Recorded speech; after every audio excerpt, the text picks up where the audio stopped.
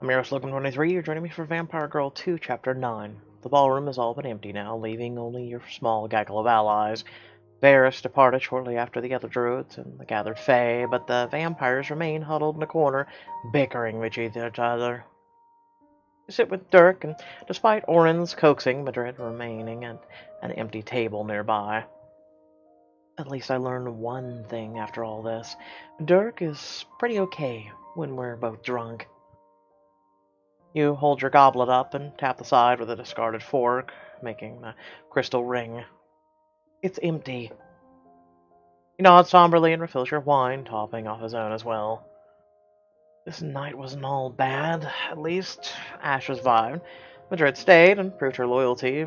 No one ripped my clothes off like the last presenting. Dirk raises a bushy eyebrow. What had happened?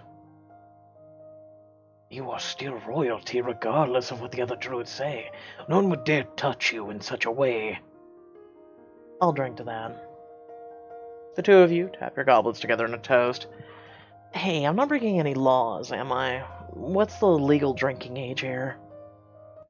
Laws. My lady, you are the law. Damn right. You toast again in celebration. For you are the law! You glance to where Yami sits on the table, and we find him trying to tip an entire wine bottle towards his mouth. Hey, you're definitely too young for that. Come here. His little arms try and grab at the bottle as you place it far out of his reach. You scoop him up with your other hand as he goes after it. Great, my baby dragon is a lush. I have no clue what that is. The Midnight Star does not sound as formidable as he once was. He's just a baby. I'm sure he'll grow out of it. Yami climbs up your arm and across your shoulders so he can dive towards a plate of meat and cheese on one of the fire tribe attendees left behind. He lands face first in the food, pushing aside the cheese until his tiny fangs can dig into a slice of pork. This must be the hunger Varys warned me about. Dirk grunts at the food as it moves and disappears in thin air in front of him, still unable to see the baby's spirit mauling the spread. He shakes his head and gazes around the room, sighing deeply before he turns to you again. Do you know why this matters?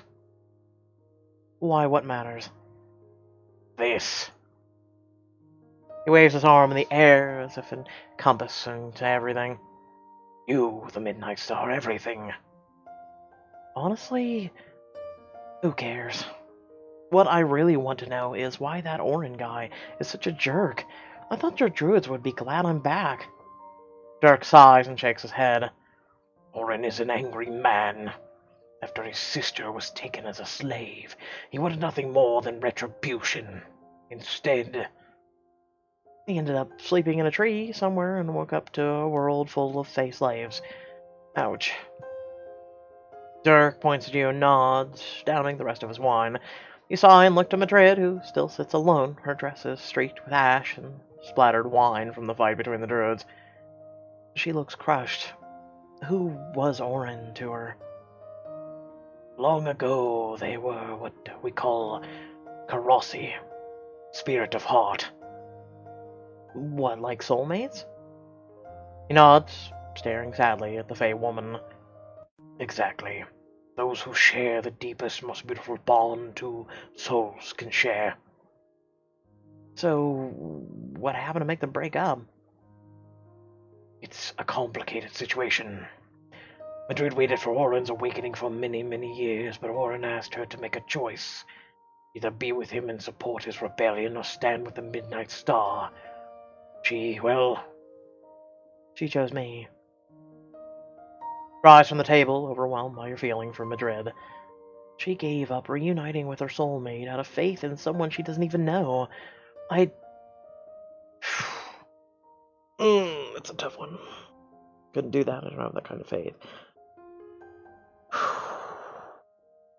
Man, I look at myself and my own faith at this point. I don't know.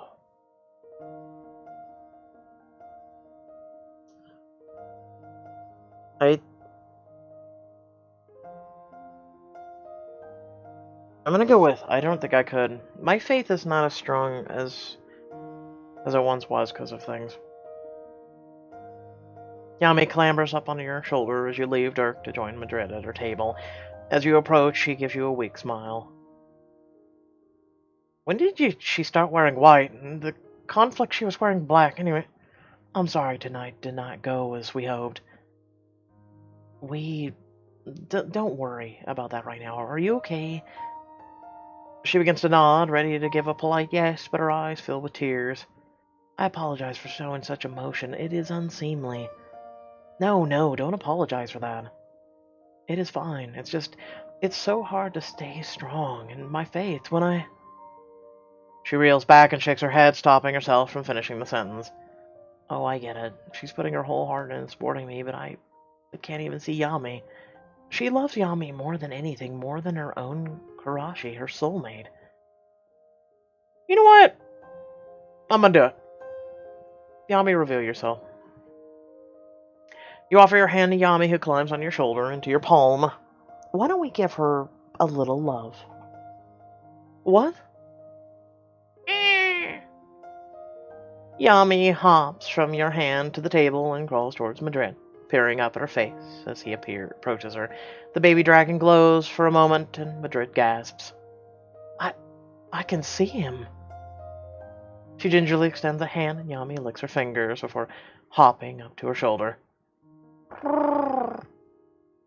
Madrid looks utterly euphoric as Yami cuddles into the crook of her neck. Thank you, Yami, and thank you, Princess Ari. You may not have inspired the gathered Fae, but as Madrid looks down at Yami and at her love and wonder, you begin to feel like things aren't so hopeless. The next day, you find yourself training once more with Varus in his mountaintop cavern. I hope the Honorable Air Druid can't tell how freaking hungover I am. You look tired. Do you need to go to your room and rest? Crap. Just brush it off.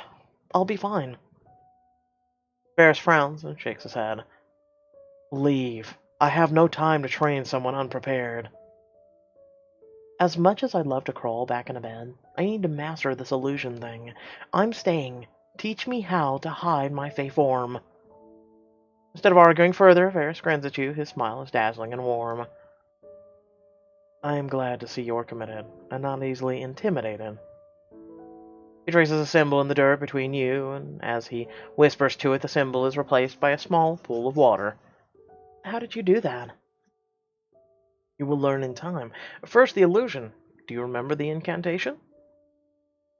Close your eyes and nod. You can hear the wind outside, the slight creaking of the ancient wood around you, like a tree is drawing breath. Somewhere, Yami is chasing his tail.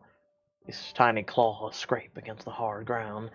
As you try to clear your mind, you feel every ache in your body, the pounding of your head. What will Lucen do to me if I can't disguise my fey features? He'd never let me go back to the Isle of Inferno with Asher. What if I can't learn magic at all? Then I'll really be useless to them. They could just lock me away to keep Yami alive and the druids awake. The feathers slap your face as Hera lands on your shoulder and flexes her wings.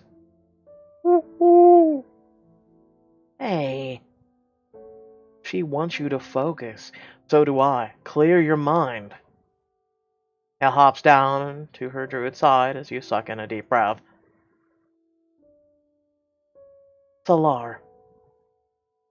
You lean forward and peer into the small pool of water, but your reflection within it is how it has been since the choosing. Again, concentrate. Solar! Nothing.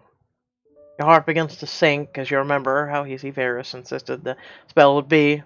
He called it little more than a children's game. Maybe it's too late for me to learn. Varus rises and begins to pace, brow furrowed in thought. I must be missing something. Yeah, like, imagine looking in a mirror and going, Solar, I'm doing it right now, technically, and nothing's happening. Like, she's not tapping into her magic. It's probably my fault. I was raised as a human. It's not second nature for me like it is for you. Ah, yes, that's it. Crouches in front of you, peering at your face with his bright, piercing eyes. Why do you want to hide your Fey features? Well, because vampires hate the Fey. They would never... The opinions of vampires do not matter. Delve deeper. You hesitate, thinking about what it would mean to hide this part of yourself. If I don't learn the spell, I can never leave. Good. And I have to leave. Once more, Ferris pushes you, leaning forward as if to stare into your very heart. Why? What for? Who are you doing this for? I'm staying strong for me. Why is that even a diamond option? Oh? I'm tired of being everyone's prisoner. I don't want to be a political pawn. I learned blacksmithing, sword fighting, and now I need to learn this. Druid nods, small smile playing at the corners of his mouth. It would mean your freedom. You could defend yourself like never before. You know that every word he speaks is true. The contract would be fulfilled, the Fae would have more faith, and Lucian would lose his power over you. Do it. Solar!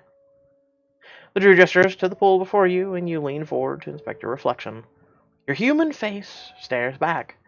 Gone are the slit pupils and pointed ears of your Fey heritage. I did it! Ferris nods. He's glowing with pride. You did. Welcome home, Midnight Star. We have waited so very long for this. I still don't know how we did it. Thank you, Ferris. You climb to your feet and throw your arms around him in a moment of overwhelming gratitude and joy. To your surprise, the Druid returns the embrace. It was always within you, Ari. Now go. Freedom awaits. Yami clambers up your skirt and towards your shoulder, perching there as you race towards the mountain path. Once in your room, you begin packing your few belongings for the journey to Asher's kingdom. I hope he sends for Fen soon. It's been too long. Why are you so damn hell-bent on Fen? As you sort through the outfits the Fae have left for you, you slowly become aware of a figure standing silently in your doorway. Picking bets, Lucian or Asher? Good afternoon. Called it. What are you doing here? King strides in your room, studying you with a keen, invasive gaze. I far prefer you when you look this way. Less Fae, more vampire, more like my wife. Raises an arm, reaching to toss a lock of hair behind your shoulder. You step back, your hands curling in a fist until your nails bite at your palms. What do you want? To tell you that I'm leaving. Because of your failure during the presentation, I have other matters to attend to. Good. He smirks and his eyes drift over your body. Despite the layers of your dress, you feel exposed. Have you considered why I did not make you my bride, instead of giving you to the one of my sons? Your stomach twists with fear and revulsion as you stare at him wide-eyed with disbelief. Would you have agreed had I made such an offer? I don't really know. The thought of becoming the bride of such a monster fills you with disgust, but you think of your mother as she struggled in her hospital bed. I just don't know what I would have done in that moment. I like to think I would, but he's so awful. Here's the thing is we haven't really seen or heard of how awful he is. You're assuming. The king gives a lazy shrug, seeming to understand your answer. Do not worry, it is far too late for that now. I was so preoccupied with securing my lineage that I failed to consider what a beauty would become. His hand finds your chin, and you jerk your face from his grip. His face becomes cold as he gazes at you. And then I remember what you are, and I wish to cut away your deceitful face. I like to imagine you as an insect that, if crushed, would end your entire miserable race. Then why are you? You step back away from him, panicking by his sudden vitriol and blatant disgust. But I thought you wanted peace with the Fae. He laughs as if you're a confused child trying to make sense of the world. I've no true interest in peace. I'm after something far more precious. What? His eyes dart to your shoulder, where Yami's puffing wings jostle the locks of your hair. The spirits. Scoop Yami up and clutch him protectively to your chest, as if the Vampire King might snatch him from your hands. Ah! Why? He chuckles and shakes his head. For that you must wait. I assure you, however, it will be glorious when the end comes. His gaze loses its focus, as if glimpsing something only he can see. Why tell me this? Startled from his trance, he grins humorously at you. The High Fae once took something very precious from me. Your wife? He nods, looking at your clutched hands hungrily, as if he can see Yami sheltered within them. Yes, and I want you to know that one day I will take something very precious from you as well. I'll take your precious little dragon, the rest of the spirits to complete the set. I'm not keeping this quiet. I'll tell everyone. You'll be sorry. Try. Call out to whomever you like. Tell Asher. Asher, Your voice catches in your throat, choking the next word before you can scream it. Your dear prince cannot help you now. Try to scream again, crumbling against the wall as pain grips your throat and burns your lungs. You signed a contract, princess. You cannot tell anyone about what you know of me, not even my sons. You huddle against the wall, and Yami nips at your fingers as you offer it to him. Lucian takes hold of your hair and drags you by your hair towards him. Perhaps I should simply take what I desire. What do you think you're doing? Asher appears in the doorway, his powerful body flexing under his perfectly tailored suit. The cruel king's lips curl in an angry grimace, and he takes a step away from you. Nothing, my son. I was just telling the princess that I was leaving. He steps past you, shouldering past Asher as he makes his way into the hall. Remember me, princess. In the end, when you think everything you set out to do has been done, remember me. Well, I mean, they sealed the deal on the guy being a perpetual asshole. He leaves before Asher can say a single word of protest, and you hide your face to weep. Feel Asher's arms gently encircle you, but you find no comfort in his embrace. It was me who brought the spirits back, and now the king is going to take them. What have I done? I mean, you did what you had to, I guess? I mean, we really didn't know he was going to do this. I mean, I had heard he was kind of just vitriol, but we hadn't seen it. And then he had been all like, I'm doing this for my sons and blah, blah, blah, blah, blah. And it's just kind of confusing, I guess you could say. So, without further ado, please remember to like, share, and subscribe. Head to description below, links to social media, Discord, and a few links to support me and my content. Without further ado, what will happen in Chapter 10? What will happen throughout this, and then there is Book 3. Boy, I want to get to this. I'm actually kind of building up for it. Woo! Alright, catch you on the next one. Peace.